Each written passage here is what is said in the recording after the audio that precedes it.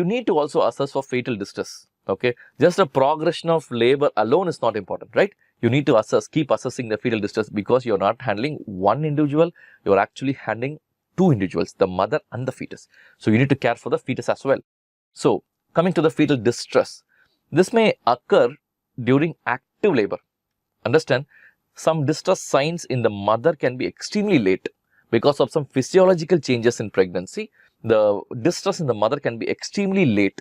The fetus can have this distress way early than a mother. Okay, the ultimatum of successful delivery is to save both the fetus and the mother, right? It's not only the mother.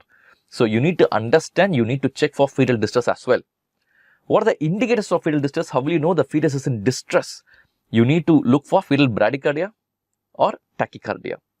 Late decelerations in fetal heart rate is also taken as an indication for fetal distress. Okay, what is meant by late decelerations?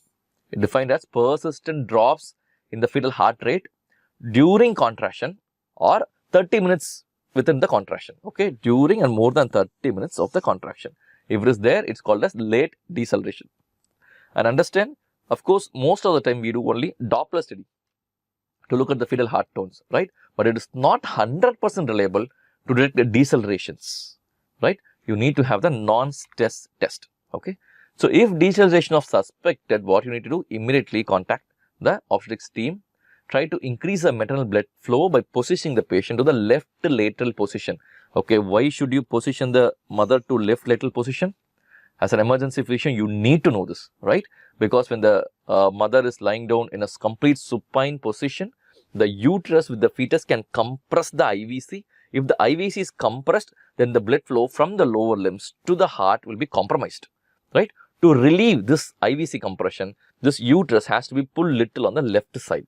So that's the reason you are putting the mother on the left lateral position. You are displacing the uterus, which is causing compression in the IVC, right? So the IVC compression is relieved, so the blood flow from the lower half of the body reaches the heart. Okay, that's the reason. So by doing that, you can increase the cardiac output of the mother and provide IV hydration, administer oxygen, and take care of the ABC of the mother. Okay. Now, when you look at the non-stress test, you will get tracings like this. Okay, when you see the tracing, you should be able to tell whether it's a normal, abnormal, what you need to do, what you can expect out of it. So when I'm giving you a tracing like this, understand there is uterine contractions, right? And there's a good fetal heart tracing, right? So this is called as good variability. Okay. Next, I'm giving you something like this. Can you see some accelerations here?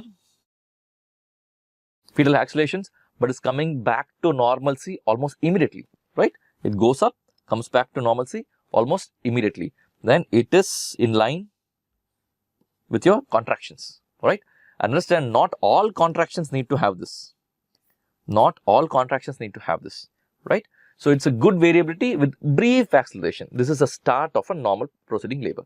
The fetal heart rises above the baseline. I mean, the heart means heart rate. The fetal heart rate rises above the baseline and quickly returns to normal. Okay, this is a very reassuring pattern. Now you see there is a lot of contractions here, right?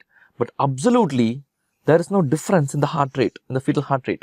And even the variability is poor. It's almost looking like an asystole line for me in the ECG, right? This is a fetal heart rating. I'm just saying you, it's looking like almost like a flat line. So this is what we call as a poor variability. This could be because of fetal hypoxia. This could be because of fetal hypoxia. And now look at this. Variable decelerations, right? This is the baseline.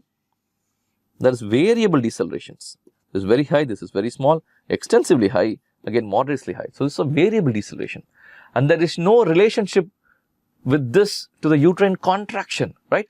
So this may represent a complete cord compression. Okay, this is extremely dangerous. This is extremely dangerous. And what is this? This is what you call as a late deceleration. Can you see this is the compression? Compression ends here, right? Compression ends here. There's a line already marked there.